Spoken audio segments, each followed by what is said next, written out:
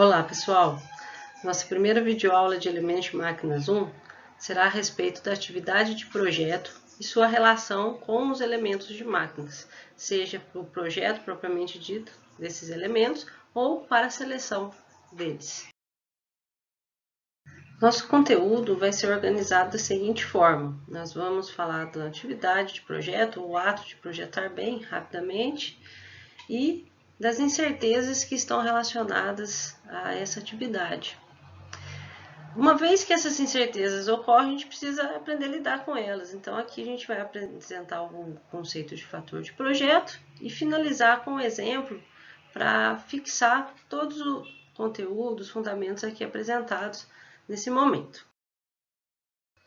Então, o ato de projetar, ele está relacionado à satisfação de uma necessidade específica de um cliente ou a solução de um determinado problema que foi identificado numa máquina, numa estrutura, numa peça, num componente. Então, esse ato de projetar, ele leva a um determinado resultado. Esse resultado nós chamamos de produto. E esse produto, para que ele vá ao mercado, para que ele tenha sucesso, ele tem que ter algumas características desejáveis. Então, ele deve ser funcional, seguro, confiável, utilizável, dentre outros. Podemos destacar aqui, por exemplo, confiabilidade, segurança relacionada à atividade de projeto.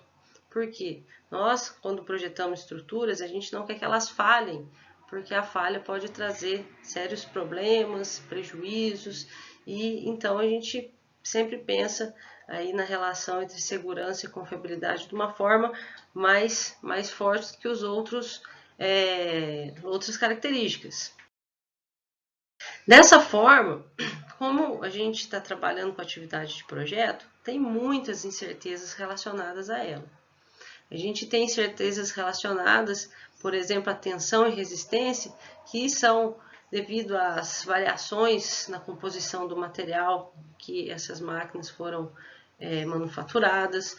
A gente pode pensar nos efeitos de montagem dessas estruturas, os efeitos, por exemplo, do ambiente em que esses elementos irão trabalhar.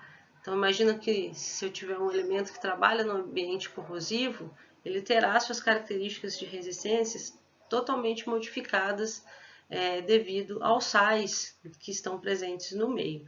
Então, incertezas sempre irão existir. O que nós, engenheiros, temos que pensar é como iremos trabalhar com elas na atividade de projeto, já que não podemos eliminá-las totalmente. Podemos dizer, então, que as principais preocupações dos projetistas estão relacionadas às propriedades dos materiais, à variabilidade de carga, a fidelidade de fabricação e a validade dos modelos matemáticos que foram adotados durante o processo de projeto. Para lidar, então, com essas incertezas, a gente precisa considerar alguns métodos matemáticos. E as técnicas primárias, elas constituem-se basicamente nos métodos determinísticos e nos métodos estocásticos. Dessa forma, o método determinístico ele estabelece um fator de projeto baseado nas incertezas absolutas de um parâmetro de perda de função e um parâmetro máximo admissível. Então, nós iremos chamá-lo a partir de agora de ND, sendo o parâmetro então, de perda de função dividido pelo parâmetro máximo admissível que nós, engenheiros, iremos selecionar, podendo ser a carga, a tensão, a deflexão, vai depender do projeto em si. Se o parâmetro escolhido for a carga, nós podemos relacionar a carga máxima admissível sendo igual à carga de perda de função sobre o fator de projeto que nós também iremos determinar ou definir antes de iniciar as atividades, logicamente com base nas incertezas envolvidas. Quando nós pensamos nos métodos estocásticos, eles se baseiam na natureza estatística desses parâmetros de projeto e concentram-se na confiabilidade. É comum que os fatores de projeto eles sejam expressos em termos de tensão e de uma resistência relevante. Então, se o carregamento for estático, a resistência de perda de função pode ser considerada a resistência ao escoamento, se o material for dúctil, ou a resistência última, se o material for frágil. Já para os carregamentos que variam com o tempo, essa resistência de referência vai ser já o limite de resistência fadiga em vida finita ou em vida infinita. Então, essa resistência aí ela vai depender da característica do carregamento, das características do material. E a tensão que está sendo também desenvolvida na peça, no componente mecânico, vai depender do carregamento também que está sendo aplicado a ele. Antes de iniciar o projeto de uma máquina, nós devemos estabelecer o fator de projeto a ser considerado. Esse fator de projeto ele está relacionado diretamente à riqueza de informações a respeito dos materiais utilizados, dos modelos matemáticos que foram adotados, bem como das condições de trabalho que a máquina irá operar. Ou seja, quanto maior a riqueza de informação, a gente vai ter menores incertezas envolvidas no projeto. Nesse caso, você saberia dizer qual que é o fator de projeto de uma aeronave, por exemplo, ou de sulcadores utilizados na área agrícola?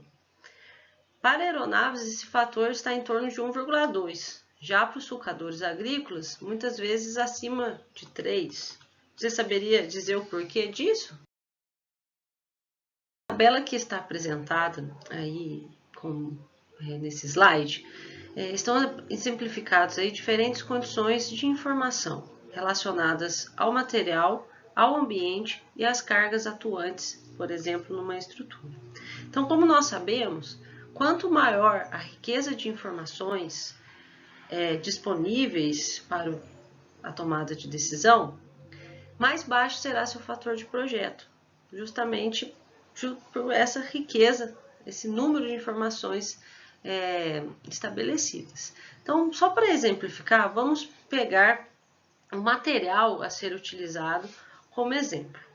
Então, se nós pegarmos o material real e testarmos eles nas condições de uso, a gente pode diminuir esse fator de projeto.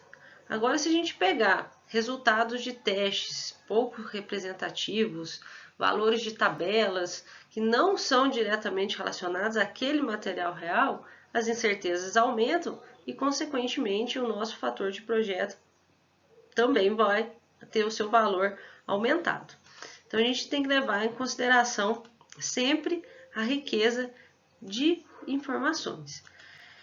Dessa forma, nós podemos ter uma base de como selecionar esse fator de projeto em função do material, do ambiente, dos modelos matemáticos. Existem outros métodos que nós podemos aplicar, outros autores trabalham o fator de projeto de outra forma. Aqui eu vou deixar essa forma mais simples para nos nortear de forma mais simplificada, mas lembrando que a gente pode encontrar aí também outras formas de selecionar esse fator de projeto. Considere esse exemplo. Uma barra com área transversal igual a A e carregada sob tração com uma força axial P igual a 9 kN é submetida a uma tensão sigma igual a P sobre A. O material utilizado tem uma resistência igual a 168 N por milímetro quadrado e o fator de projeto selecionado, com base em todas as incertezas envolvidas, foi igual a 3. Determine o diâmetro da barra maciça de seção circular e selecione um diâmetro preferencial com base na tabela apresentada. Seja a área da seção circular igual a πd2 sobre 4 e a tensão máxima admissível igual à resistência de perda de função sobre o fator de projeto, tem-se que a tensão máxima admissível ela vai ser igual a resistência dividido pelo fator de projeto, que é igual à carga sobre a área da seção transversal. Substituindo o valor da área da seção transversal e isolando o diâmetro, encontramos uma equação em função de todos os parâmetros apresentados para selecionar qual que seria o diâmetro com o fator de projeto selecionado. Ao substituirmos os valores, o diâmetro calculado para essa barra será de 14,3 milímetros.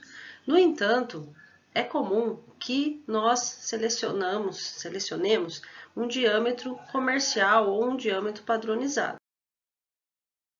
Para isso, a gente vai buscar uma tabela que contém essas informações dos diâmetros padronizados comuns no mercado.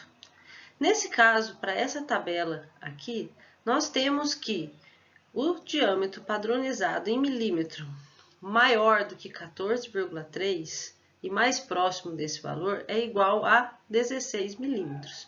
Então, esse valor será o diâmetro padronizado que iremos utilizar para essa barra circular.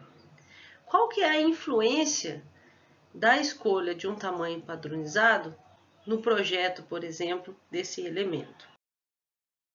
Nesse caso, pode-se recalcular o fator de projeto com base no diâmetro padrão selecionado, nesse caso de 16 milímetros, o qual também pode ser chamado de fator de segurança N. Esse fator de segurança nada mais é do que esse fator de projeto corrigido após as considerações de arredondamentos e dos valores dos padrões utilizados.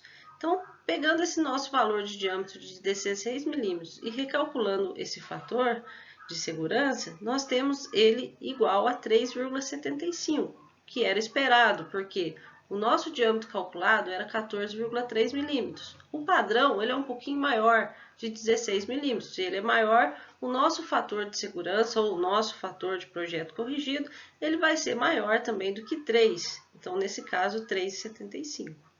Qual que seria uma vantagem em se utilizar esses valores padronizados? Esses valores preferenciais ou valores padrões são mais fáceis de serem encontrados no mercado, então ele tem um custo um pouco abaixo daqueles que precisam ser manufaturados naquele diâmetro específico, por exemplo, utilizando um processo de usinagem. Então essa é apenas uma das vantagens, mas vocês podem tentar identificar outras. Esse é apenas um dos exemplos, existem outros no nosso livro-texto, mas esse já nos dá uma pequena visão ou uma primeira ideia de como se utilizar o fator de projeto para embutir e levar em consideração as incertezas no projeto de máquinas. Muito obrigada pela atenção de todos e até o próximo vídeo.